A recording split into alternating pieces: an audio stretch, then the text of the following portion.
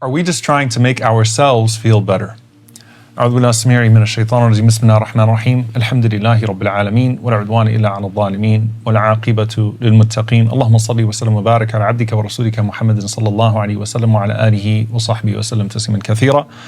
We begin by praising Allah subhanahu wa ta'ala and bearing witness that none has the right to be worshipped or unconditionally obeyed except for Him, and we bear witness that Muhammad sallallahu alaihi wasallam is His final messenger. We ask Allah to send His peace and blessings upon Him, the prophets and messengers that came before Him, His family and companions that served alongside Him, and those that follow in His blessed path until the Day of Judgment, and we ask Allah to make us amongst them. Allahumma ameen. Dear brothers and sisters, there is a question that has come up now in the wake of Gaza quite a bit, which is, how do you continue to teach while at the same time observing a genocide? And what should you be teaching? What should we be lecturing about? What should we be studying in the wake of this genocide? And how much does religion play a role in inspiring people to continue versus becoming complacent with the circumstances that are ahead of us? And subhanAllah, usually when something starts, there is a renewed interest in that cause. And so you'll find that there is almost unanimity where there is any place where people can speak about the issue that everyone's talking about the same thing. And then as time goes on, you see that the nature of the khutbah start to change. You see that the nature of the lessons start to change. And that is indicative of how the people as a whole have moved on. Now, when it comes to Gaza, where you have something that has continued for so long and with no end really in sight when it comes to the cruelty of the Zionist occupation against our brothers and sisters, there is a question, what are we supposed to be focusing on at this point? And are we inspiring people towards contribution, or are we making them complacent with the circumstances ahead? And by the way, even with the people of Gaza, there is a sentiment at times that they don't want to continue to be spoken about as heroes. They want your support against their villains. They don't want you to keep talking about how great they are. They want you to be as great as you can so that you can uplift them in these terrible circumstances that they are in. This factors into a larger question: the role of religion, the role of religious teaching this day and age, and how we speak about these various things. And it goes back to a statement that Marx famously said, that religion is the opium of the people, that religion is a means of social control, that religion is a means of sedation, that religion is a means of complacency. And it does not cause people to rise above in the midst of their circumstances. Instead, it causes them to become complacent with their circumstances and for everyone to accept this as the divine will of God without making their best effort. And that can be true in regards to some religious teaching. It can be true in regards to some religions. When the foundation of religion is one that robs you of your choice, that robs you of your efforts, that robs you of your ability to impact and influence your own circumstances or the circumstances of someone else, then of course it can make you complacent. When you believe that we are in a puzzle or we are in the midst of something that is happening without any control ourselves, of course, and especially if you believe that it's divinely sanctioned. What makes us different as Muslims, right? And subhanAllah, you'll find that there is a common phenomenon that's discussed, which is slaveholder religion versus liberation religion. Like, I want you to just think about this in terms of the United States slave trade. The slaveholders and the slave owners were using the Bible to oppress. They were constructing an image of God, of the white Jesus, and you are meant to be this way because of the color of your skin, and this is what God has ordained for you. And even if they don't call it a caste system, it effectively becomes that you are like this because of something that you did or something that you deserve.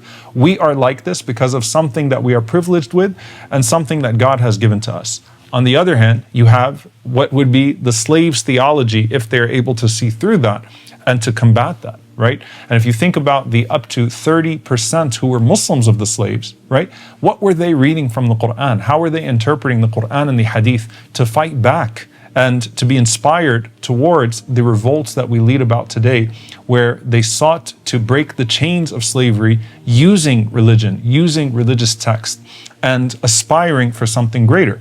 So it comes up with, something, subhanAllah, that I've been talking about these days, which is the fada'il of Ash-Sham, the fada'il of the place, the virtues of the land of Ash-Sham, the virtues of Al-Aqsa, and all of these divine implications of this land that we see right now. And there's a question that is to be asked, and I believe it's a well-meaning question, by the way, which is, how much should we be talking about this right now? Should we just be talking about every single khutbah, the importance of fighting for the innocent? And we should be talking about fighting for the innocent. Should we be talking about just the current reality? Or should we draw from the past and paint a picture of what the future is that Allah subhanahu wa ta'ala has promised for us? And how does that factor into our efforts today? It is a well-meaning and well-grounded concern. How do you talk about these things? And here's what I want to, inshaAllah ta'ala, focus on. What makes Islam so perfect and what makes it so balanced is that it allows us to both be content with that which is out of our control and then to rise to the best potential of that which is in our control and to trust Allah subhanahu wa ta'ala along the way. Meaning to trust Allah subhanahu wa ta'ala that when we make efforts, those efforts will be blessed, they will not be in vain. And when there is no effort for us to make and we just have to submit ourselves to something that is so beyond our control, alhamdulillah, alhamdulillah, alhamdulillah, we trust Allah subhanahu wa ta'ala. But I ask you, the Sahaba who used to speak about Jannah, who used to speak about the conditions of the shuhada that had passed before them, when the Prophet ﷺ would speak to them about that condition, when Allah would reveal verses, وَلَا تَحْسَبَنَّ الَّذِينَ قُتِلُوا فِي سَبِيلِ اللَّهِ أَمْوَاتًا, don't think of them as dead. Don't say about them that they're dead. Did that cause the Sahaba to say, well, if that's the case, if Shahada is what's ahead, if this whole thing about dying for the sake of Allah subhanahu wa ta'ala is ahead of us, then why not just go in the battlefield and submit ourselves to death? If it was just a matter of being content and becoming complacent and being sedated, then Khalid ibn al-Walid radiallahu ta'ala anhu would have died in a battlefield. But he kept on winning battle after battle after battle. You see that the Sahaba always had that extra push, that extra zeal to win a battle. And subhanAllah, you find that that extra step came from their sincerity, because as much as they wanted to die for Allah, they wanted to win for Allah subhanahu wa ta'ala as well. They wanted to do good for the sake of Allah subhanahu wa ta'ala as well. And so they were content that if they were to be struck in the midst of that, that what Allah had promised them was greater. But that did not impact their zeal in the battlefield itself. What does this mean today for us when we talk about the cause of Al-Aqsa, when we talk about, the role of religion, when we talk about the past of this blessed land, and when we talk about its future? What it means is that this cause is one that will be alive until the Day of Judgment, and we need to make sure that every generation knows exactly what they are fighting for. They know exactly what they are struggling for. What inspired Salah ad-Din al-Ayyubi rahimahullah ta'ala, beyond the brutality of the crusaders against this ummah, was his knowing the special virtues of that place and striving and striving and striving and striving. So it's important for us to not be sedated, but to be inspired, to not be complacent, but to contribute, to light a fire in our hearts towards something that perhaps we did not recognize was meant to be the central focus of our lives at this point.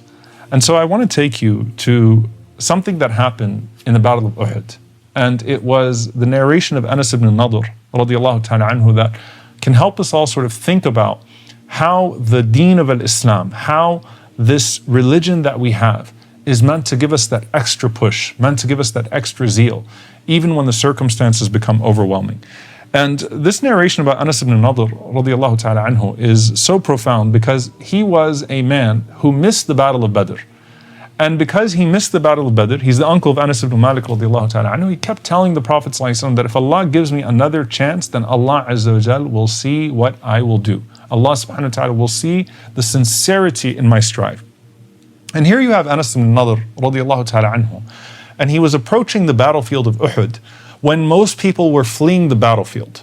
Why were they fleeing the battlefield? Because they thought that it was over. They thought that they were being killed. They thought that they were being routed. And so they were running away from the battlefield. Anas ibn Nadr radiallahu ta'ala anhu was actually running towards the battlefield.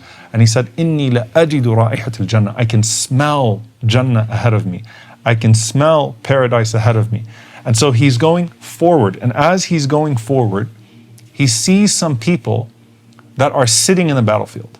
I want you to think about it. The dust is flying everywhere. The sound of the murder of companions is all around. It's a very harsh scene. It's a very depressing scene in the middle of the battlefield. But what made it worse? Anas ibn Nadr radiallahu ta'ala anhu says to these people, Ma ajlasakum, why are you sitting?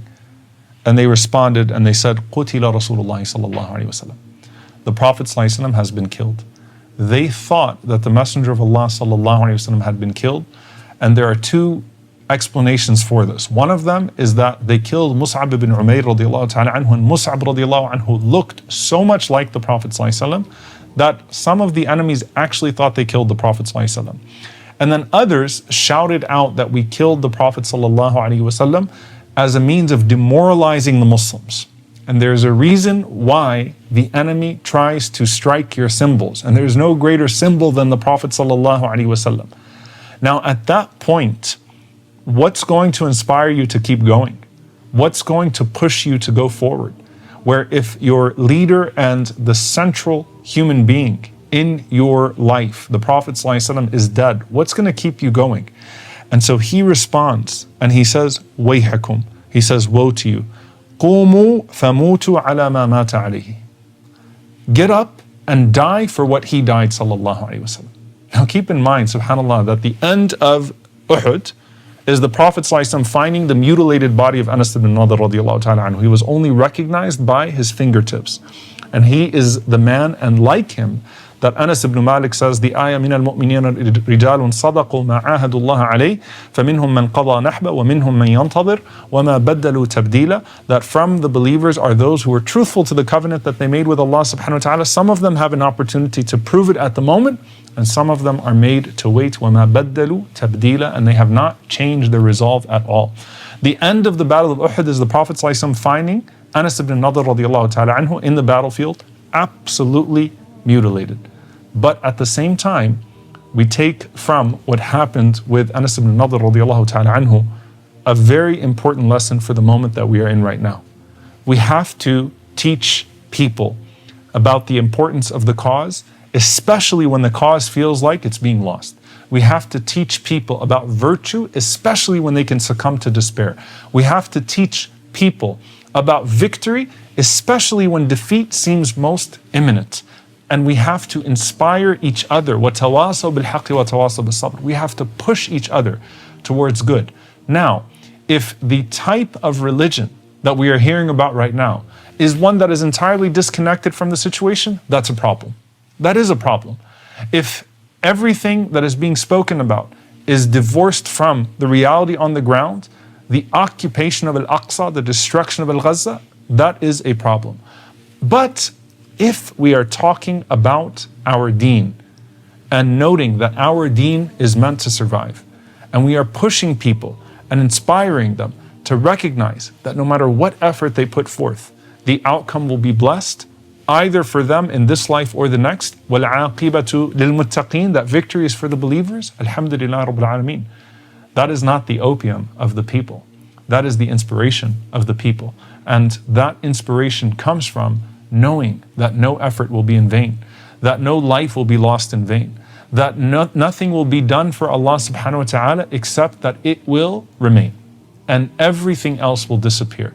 Every effort that is made not for the sake of Allah subhanahu wa ta'ala will do nothing for you in the hereafter, but every effort that is made for the sake of Allah subhanahu wa ta'ala will uplift this ummah and will lead to your reward in the hereafter as well. So we shouldn't just be talking about deen and talking about some abstract concept or some theology that is divorced from that reality. We should be talking about reality and theology at the same time, because they are intertwined and interconnected. And the one who has Allah subhanahu wa ta'ala will always strive longer and strive harder, because they believe in something that cannot be captured by any enemy and that cannot be encompassed by any worldly reward. They believe in Allah, they believe in Jannah. And so let's not talk about our religion as something distant. Let's not just make ourselves feel better about the situation and say, oh, well, this is the way it's meant to be. Oh, well, this is how it's going to be. Instead, let's think like Anas ibn Nadr radiallahu ta'ala anhu. Why are we sitting? Why aren't you doing more? And let's push ourselves. And the believer who is truly in a state of introspection will always look for that next step.